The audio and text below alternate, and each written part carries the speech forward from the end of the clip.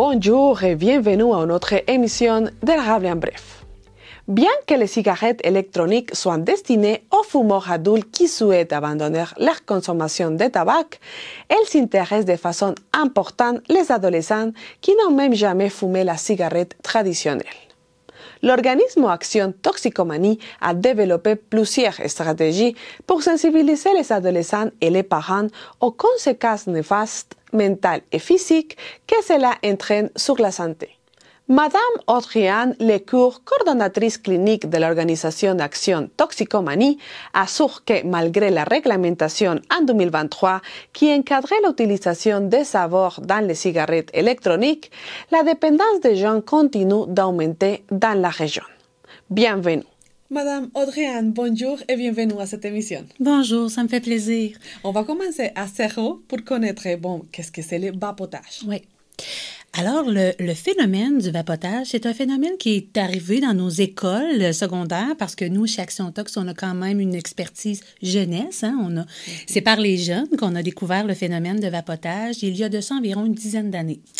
Le vapotage était... les stratégies marketing entourant le vapotage à l'époque, c'était surtout comme stratégie de cessation nicotinique.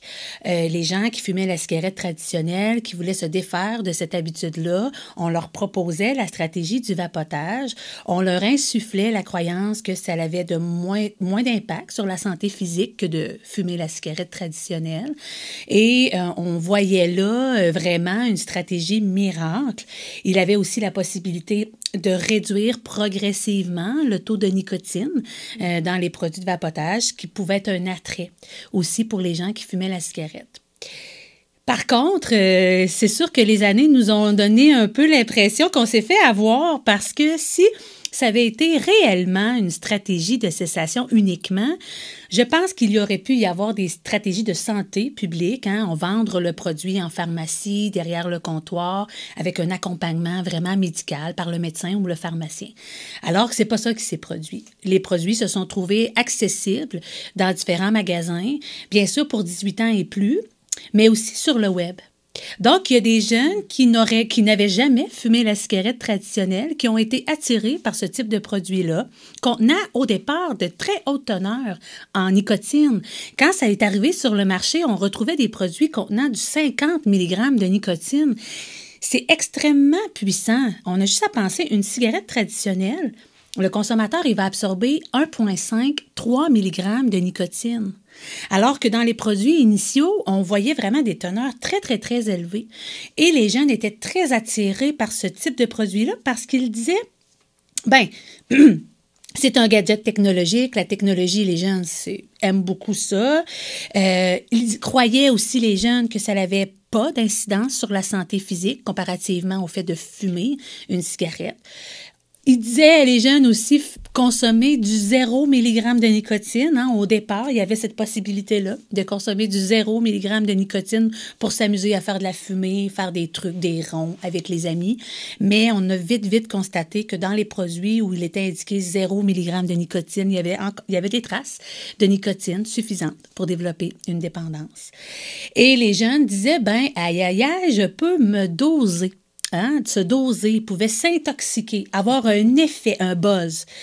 Quand ils consommaient des produits du 50 mg, du 20 mg, oui, quand tu n'as jamais consommé de nicotine puis que tu consommes une aussi grosse quantité, oui, effectivement, il y avait des jeunes qui étaient dosés. Dosés même, faire des intoxications sévères à la nicotine. On a vu des jeunes vomir, avoir des tremblements, des crampes abdominales, avoir des intoxications qui ont dû même être hospitalisés là, pour réduire l'effet négatif de cette intoxication-là. Donc, je dirais qu'au départ, on a proposé ça, on a mis en marché en disant c'est la stratégie miracle, mais il y a eu très peu d'encadrement, ce qui a fait en sorte que ça a attiré les jeunes et les jeunes ont commencé à consommer des produits contenant de la nicotine. Et la nicotine est une drogue. Donc, aujourd'hui, on a des jeunes qui ont développé une dépendance à ce type de produit-là et qui ont beaucoup de mal à s'en défaire. Comme la cigarette traditionnelle, c'est très difficile d'arrêter de fumer pour les fumeurs. Les jeunes ont de la difficulté à arrêter de vapoter. Alors, mais bon, après toutes ces bonnes explications, on peut dire que le vapotage, c'est pire que les cigarettes? En fait, c'est que longtemps, on hésitait, hein, parce qu'on se disait quand même, la cigarette traditionnelle, il y a de la combustion. Donc, le fait qu'il y ait de la combustion, l'individu qui en consomme ingère plusieurs produits toxiques, chimiques, qui ont des impacts au niveau de la santé, entre autres pulmonaire. Tu sais, c'est documenté. D'ailleurs, quand le vapotage est arrivé, il y en avait presque plus de jeunes qui consommaient la cigarette traditionnelle. On était dans des taux autour de 4-5% de jeunes qui consommaient la cigarette traditionnelle dans nos écoles secondaires, alors que là, maintenant, on est dans du 80-95% des fois, tout dépendamment du niveau de secondaire, des jeunes qui ont expérimenté le vapotage. Donc, vraiment, ça a fonctionné. Ils ont réussi à faire croire aux jeunes que c'était un produit sans risque. Alors, maintenant, on a de meilleures connaissances par rapport à ce produit-là qui est celui du vapotage. On sait maintenant que ça a d'importants impacts au niveau respiratoire, au niveau cardio-respiratoire, au niveau du système cardiaque et aussi au niveau du système respiratoire. Il y a des gens qui vont développer des problématiques pulmonaires, même des types de cancers qui sont liés à la consommation de produits de vapotage. Il faut défaire un certain mythe, là. Les jeunes, ils pensent qu'ils aspirent de l'eau, hein, des vapeurs d'eau, mais ce n'est pas des vapeurs d'eau. Il y a vraiment à l'intérieur de l'aérosol, hein, du produit qui est aspiré, différents produits toxiques, des métaux lourds, on va voir du propylène glycol, on va voir différents solvants. Donc ça a des impacts, hein, sur le système respiratoire et on le voit là, de plus en plus, c'est documenté. Oui, si je ne me trompe pas, oui. Avant 2023, il y avait des saveurs. Tout à fait. Mais j'imagine que ça attirait encore plus les jeunes. Ah, c'est une excellente question, vraiment. Je vais revenir, j'ai oublié de nommer l'élément de dépendance, on va en reparler parce que oui, au niveau de la santé physique, mais aussi au niveau de la dépendance. Mais tout à fait, vous avez raison, les saveurs, ça a été vraiment l'élément clé de l'attirance des jeunes vers ce type de produit-là. 9 jeunes sur 10 consomment des produits de vapotage en raison des saveurs. Nous, on s'est dit la journée, là, que le 31 octobre 2023, on se disait jour de fête, c'est génial, enfin, il y a une réglementation qui va encadrer l'utilisation des saveurs dans ce type de produit-là. Bien, le marché s'est vite adapté. Nos jeunes consomment encore des produits contenant des saveurs. C'était super intéressant. Là, au départ, là, les jeunes disaient hey, « moi, je vais arrêter de vapoter parce que j'aime les saveurs, puis il n'y aura plus de saveurs, ça ne me tente pas que ça goûte le tabac. » Puis là, on voyait vraiment dans nos suivis, dans les jeunes qu'on rencontrait, une volonté d'arrêter. C'était important. On en avait plusieurs des jeunes. Ça a vite diminué parce que maintenant, on retrouve sur le web et en magasin des concentrés de saveurs qui sont à part. Donc, je peux acheter mon produit contenant de la nicotine et ma petite bouteille de saveur et je vais faire mes propres mélanges à la maison. Donc, je vais continuer à vapoter des produits contenant des saveurs. Donc, c'est malheureux, mais c'est le cas. Donc, trop peu, trop tard, je dirais. Tu sais, je crois qu'on aurait dû avoir cette réflexion collective-là bien avant la mise en marché de ce type de produit-là. Mais il faut savoir que les produits de vapotage sont mis en marché par les compagnies du tabac. Alors, eux, ils ont des avantages à ce que les gens en consomment. Bien sûr, voilà. Ils ont des bénéfices économiques, exact. Le vapotage. Et aussi, j'imagine que même si s'ils arrêtent les saveurs, oui. Il y a déjà une dépendance et peut-être les jeunes peuvent aussi prendre les cigarettes s'il n'y a pas des options de vapotage avec saveur, oui? C'est très intéressant ce que vous dites là, c'est que c'est vraiment, on le voit hein, dans les données, quand on regarde les études, le fait de consommer des produits de vapotage, supposons que je suis un jeune, j'ai jamais fumé la cigarette, je commence mes habitudes de nicotine avec le vapotage, j'ai 4 fois plus de chances de transiger vers la cigarette. Alors là, il y a plusieurs façons d'expliquer ça. Si, par exemple, j'ai pas l'argent pour m'acheter tout le nécessaire pour vapoter, le paquet de cigarettes à l'unité devient moins cher que le produit de vapotage.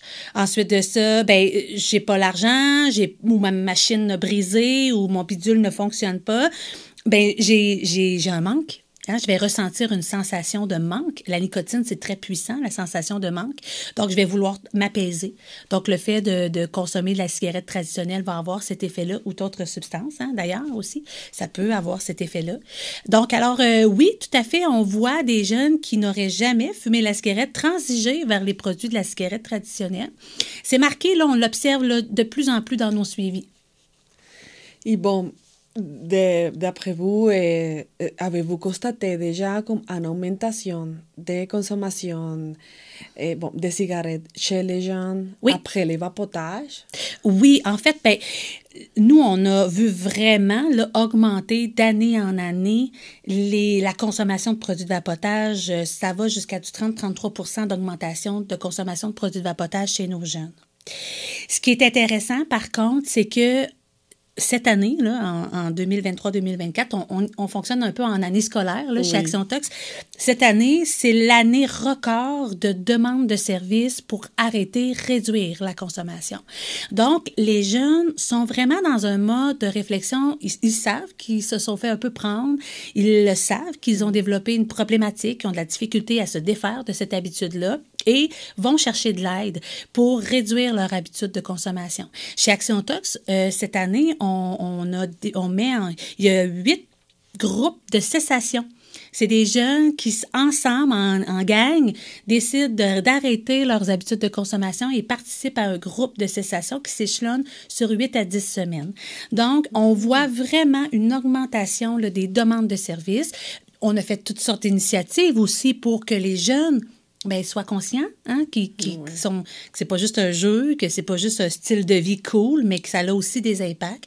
Donc, on a travaillé très, très fort à faire de la prévention, à faire de la sensibilisation, toutes sortes d'initiatives pour les rejoindre là où ils sont, tu sais, en dehors des classes, sur le coin POF, là, hein, vous savez, le fameux coin POF où les jeunes se rassemblent pour consommer. On a fait des initiatives pour être présents dans ces lieux-là, présents dans les corridors de l'école pour les repérer, ces jeunes-là.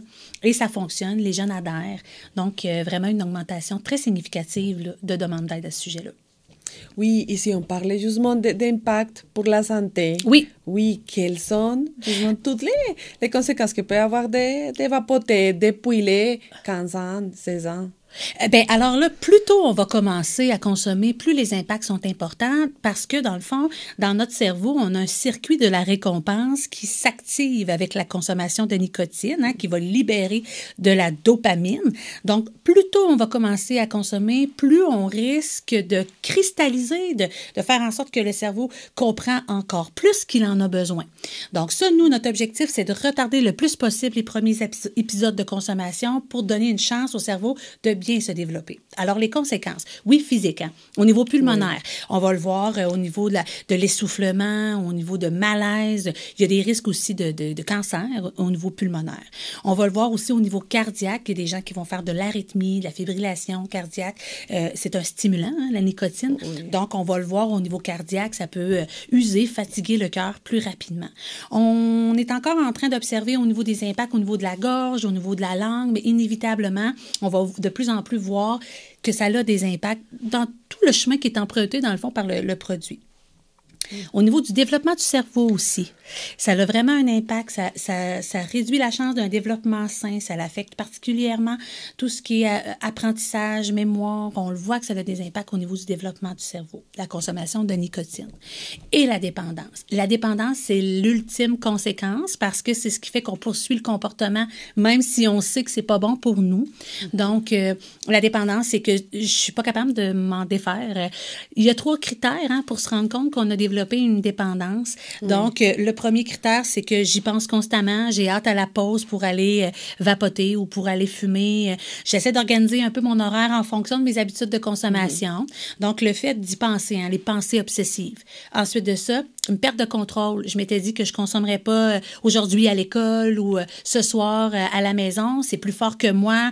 Je vais mentir, je vais trouver des stratégies pour être en mesure d'assouvir, de répondre à ce besoin-là. Et l'autre, si j'ai envie des conséquences financières, au niveau de ma santé, au niveau scolaire, dans mes relations, des gens qui sont plus ou moins d'accord avec mes choix, des conflits avec les parents, par exemple. Donc, ça aussi, là, on le voit là, chez nos jeunes. Donc, il y a des impacts au niveau de la santé physique, mais au niveau de la santé mentale. Et ça, on néglige souvent cet aspect-là. On voit plus de conséquences au niveau de l'anxiété liée à la consommation de nicotine. La nicotine a ce potentiel-là de développer des troubles au niveau de l'anxiété. Donc, on le voit ça aussi chez nos jeunes. Et paradoxalement, ils croient que s'ils vont vapoter, ça va les aider à gérer leur stress. C'est une fausse croyance. Pourquoi? Bien, quand on vapote, on est dehors. On s'oxygène le cerveau, ça fait du bien, s'oxygéner le cerveau. Quand on vapote, on est entouré parfois des gens qui vapotent avec nous, on discute, ça nous change les idées. Donc, vraiment, là, tu sais, il y a différents éléments qui font en sorte que... Puis, on respire. Ah, ça, c'est un élément super important. Jamais on va respirer aussi profondément dans la vie que lorsqu'on vapote. Puis, en plus, nos jeunes, leur objectif, c'est prendre des grosses puffs, puis les keeper, les garder. Puis là, il les laisse sortir. Mon Dieu, c'est assez rare qu'on respire aussi profondément dans la vie. Puis quand on est sur les nerfs, respirer, ça fait du bien. Donc, ce sont des choses qu'on fait sans s'en rendre compte qui ont un effet sur notre stress, mais qui n'ont rien à voir avec le vapotage. C'est une fausse croyance. Oui, parce que vous parlez souvent dans les réseaux sociaux des ateliers, la sensibilisation aussi aux parents, justement pour les fausses croyances. Oui. Quelles sont les autres aussi fausses croyances qui ont aussi les parents pour dire « Ah non, mais mon enfant fait ça, mais c'est pas grave. » Ah, super intéressant. D'ailleurs, chez Action Toxicomanie, on offre des services, oui, aux jeunes, mais aux parents aussi. Donc, s'il y a des parents qui sont préoccupés par la consommation de leur enfant, ils peuvent nous contacter. On va leur donner des stratégies pour en parler avec leur ado. Parenthèse. Mais les parents, souvent, ce qu'ils vont dire, c'est bien, j'aime bien mieux que mon enfant vapote qu'il fume la cigarette, par exemple. Ou j'aime mieux que mon enfant vapote qu'il consomme d'autres drogues. Attention, les parents, rappelons-nous l'effet de dépendance. Donc, oui, je comprends que vous pouvez penser que c'est moins nocif pour la santé. Maintenant, la littérature nous confirme que non, ça a des impacts au niveau de la santé. Et aussi au niveau de la dépendance, ça demeure de la nicotine. La nicotine est une drogue très dépendogène, très difficile à se défaire. Donc, aussi, soyez très attentifs, les parents, par rapport aux produits qui sont achetés sur le web versus ceux qui sont achetés en boutique. Sur le web, on ne sait jamais trop d'où ça vient, qui est derrière la production de ce type de produit-là, comment c'est fabriqué, est-ce que c'est standardisé, est-ce que c'est vérifié au niveau de l'Organisation mondiale de la santé. Tu sais, il y a des choses qu'il faut quand même s'assurer. Là. Ça ne veut pas dire que parce que c'est sur le web que c'est sécuritaire, bien au-delà, bien au contraire, en fait. Donc, je pense qu'il faut en parler comme parent avec notre adolescent sur pourquoi tu es attiré vers ce type de produit-là. Qu'est-ce que ça te permet? Quel gain tu as, toi, à vapoter? Puis je pense que c'est surtout ça comme parent qu'on doit faire, c'est d'avoir cette conversation-là. Parce que les jeunes, quand ils vont adopter certains comportements de consommation, c'est qu'ils y voient des avantages. Est-ce que ça leur permet d'appartenir à une gang? Est-ce que ça leur donne une espèce de sentiment de fierté, se sentir cool? Est-ce qu'ils sont seuls à l'école, puis au moins, ben avec ça, au trottoir, ils ont le droit d'être là avec leur vapoteuse, puis tu sais, ça passe la pause. Pourquoi? Pourquoi? Est-ce que c'est parce qu'ils sont stressés, ça les calme? Donc, intéressez-vous. Et la meilleure question à poser, puis je l'ai donc dit souvent, ça, c'est qu'est-ce que tu aimes dans les produits de vapotage? En parlant de ce que le jeune aime, il va nécessairement parler des besoins qui comblent en ayant cette habitude de consommation-là. Et aussi, dans le fond, juste une petite piste d'intervention pour les parents. Bien, si votre enfant vous dit que ça lui permet d'appartenir à une gang, bien, on peut s'intéresser aux qualités qu'il a, lui, puis qui lui permet d'appartenir à cette gang-là. Est-ce que ses amis l'aiment parce qu'il vapote ou il l'aime parce qu'il a des qualités? Puis que, tu sais, dans le fond, donc, c'est surtout ce genre de discussion-là qui va faire en sorte que le jeune ça va contribuer au développement de son identité. Ça va sommer chez le jeune une certaine forme de réflexion. Puis on a beaucoup plus de pogne que si on est dans « fais pas ça, fais pas ci » ou « oui, je vais te l'acheter parce que je veux acheter la paix » ou « je veux pas que tu te fasses rejeter à l'école ». Allez un petit peu plus loin dans la discussion avec votre adolescent, ça va être beaucoup plus porteur. Ça, c'est sûr et certain. Oui, j'imagine que quand il y a déjà une dépendance, c'est un gros processus pour pouvoir sortir, mais Et de quelle façon, peut-être un jeune qui nous voit ou un parent, de quelle façon il peut commencer à donner des petits pas pour sortir de la dépendance au vapotage? Super question, vraiment. Soyons pratiques pour les gens qui nous écoutent aujourd'hui. Dans le fond, ça dépend des personnalités. Il y a des gens qui vont arrêter bang-bang du jour au lendemain, puis ça va bien aller. Habituellement, le fait d'arrêter de fumer ou de vapoter, c'est quelque chose qui se fait progressivement. Donc, donnez-vous un objectif. Fixez-vous une date d'arrêt.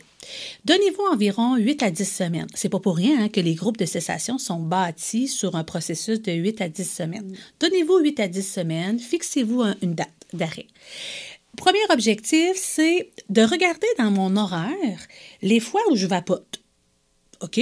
Puis, est-ce qu'il y a des moments dans mon horaire où je vapote par habitude, j'ai pas vraiment envie?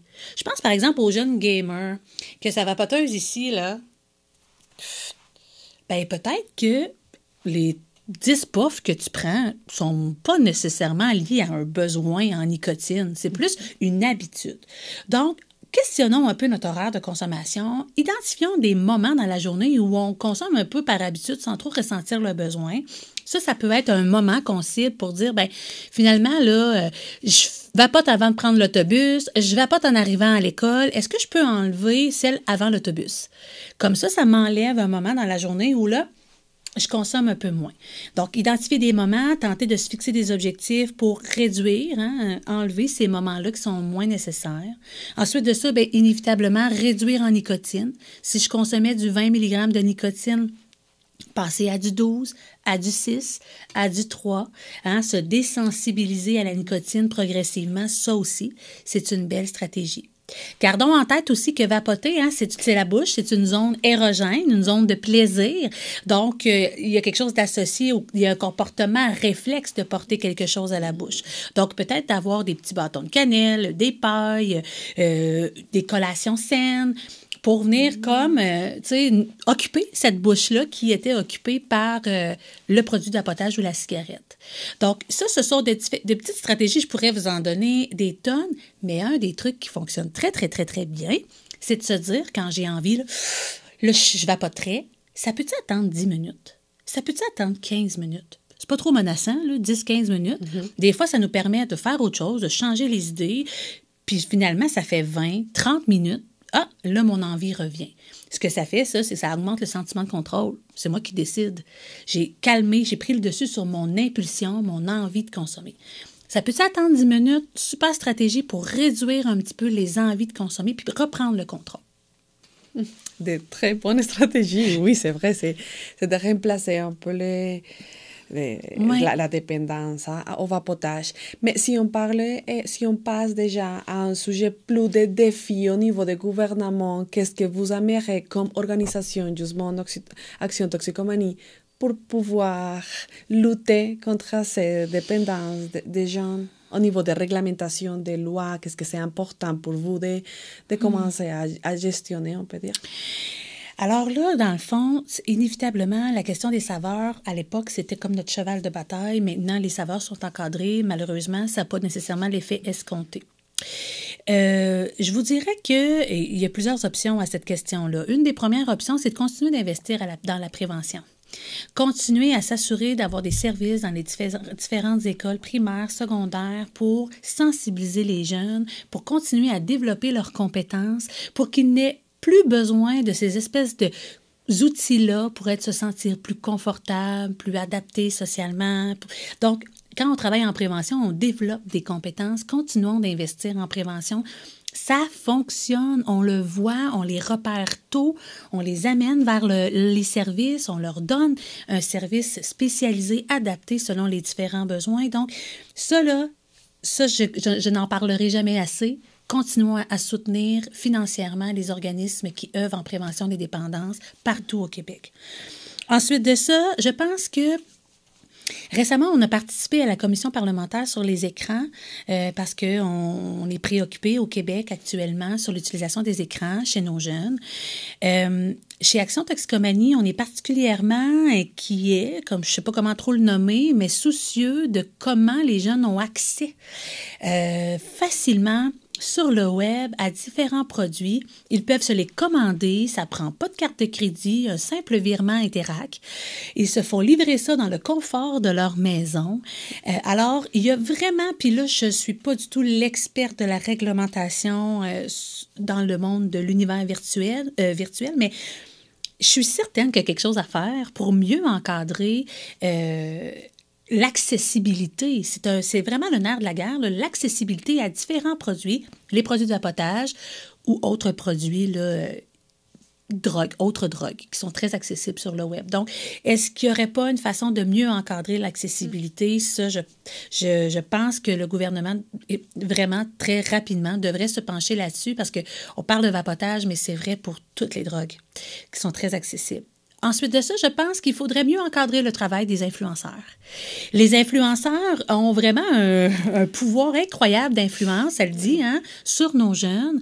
Il y a parfois de la désinformation, de la malinformation, où on transmet des informations qui sont erronées. Et les jeunes, parce que c'est une vedette, parce que des fois, ils ont un sarrau, parce que des fois, ils les croient. Ils croient, ces gens-là, dans ce qu'ils disent. Donc, si on trouvait une façon de mieux encadrer le travail des influenceurs, je pense que ça pourrait avoir une incidence sur l'influence sur nos jeunes et aider nos jeunes à prendre de meilleures décisions pour leur santé physique et mentale. Donc ça, nous, on est quand même préoccupés par ça. Donc, des fois, on pense que le gouvernement aurait des actions à poser au niveau de la réglementation des produits typiquement, mais il faut avoir une vision un petit peu plus élargie du phénomène. Puis je pense qu'il pourrait agir à cet égard-là.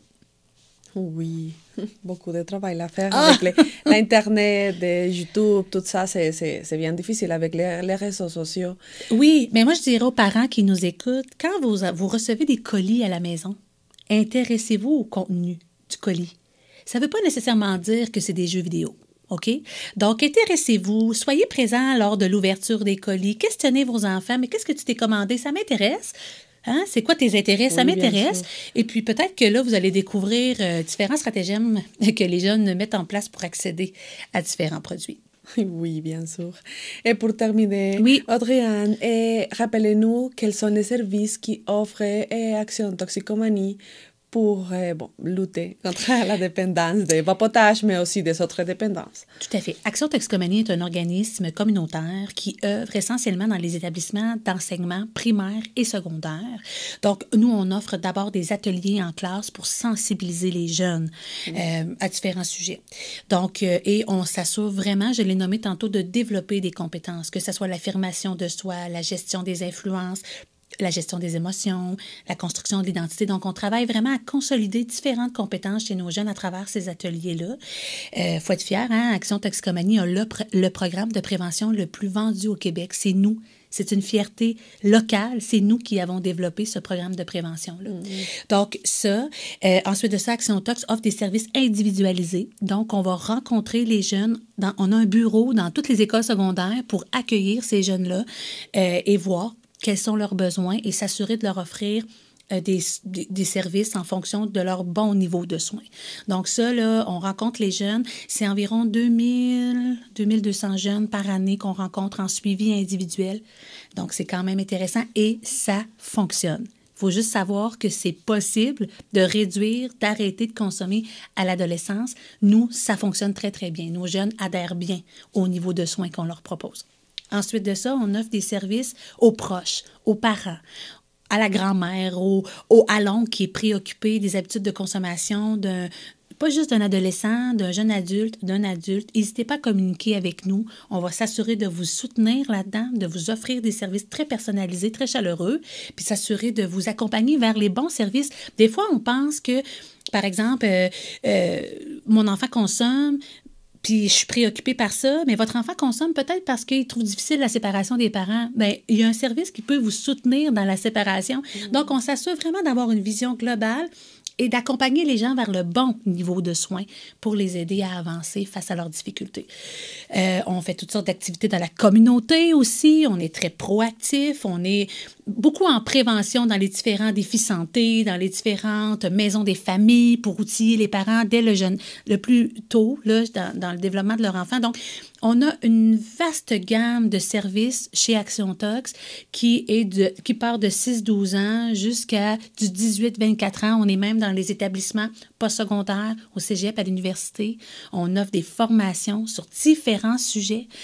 Vraiment, vous vous posez une question en lien avec les dépendances. Puis là, c'est intéressant, vous avez dit, on parle de vapotage, mais ça peut être la consommation de cannabis, la consommation d'alcool, toutes les drogues. Et n'oublions surtout pas l'utilisation des écrans. Les parents sont très préoccupés par l'utilisation des écrans de leurs enfants. Chez Action Toxicomanie, on a vraiment bâti une expertise pour soutenir les jeunes et leurs familles quant à l'utilisation des écrans. Donc, n'hésitez pas à nous contacter. Vous vous posez des questions? Appelez-nous, on va pouvoir vous soutenir, c'est sûr et certain. Souvent, on nous appelle quand c'est pas trop tard, mais quand l'enfant ou le jeune adulte a vraiment une dépendance, a vraiment un défi. Travailler en prévention, c'est travailler en amont. Donc, vous avez un enfant en 6e année qui s'en va en secondaire 1, vous vous posez des questions, comment aborder le sujet de la consommation de drogue avec mon jeune enfant? Appelez-nous, on est là pour vous donner des outils parce qu'on veut agir tôt pour éviter que la problématique se développe. Donc, allez consulter notre site web www.actiontox.com. Vous allez trouver des réponses à vos questions, puis surtout la façon d'entrer en contact avec nous. On est dans toutes les écoles secondaires de la Mauricie et du centre du Québec, jusqu'à la TUC. Donc, il y a un intervenant dans votre école qui peut vous soutenir et soutenir votre enfant. Wow. Audrey-Anne, merci beaucoup pour toute l'information. C'est un sujet très important, très intéressant aussi. Merci. On continue à faire un suivi de ces problématiques, mais oui, aussi des solutions qu'il y a. Plein de solutions. Merci.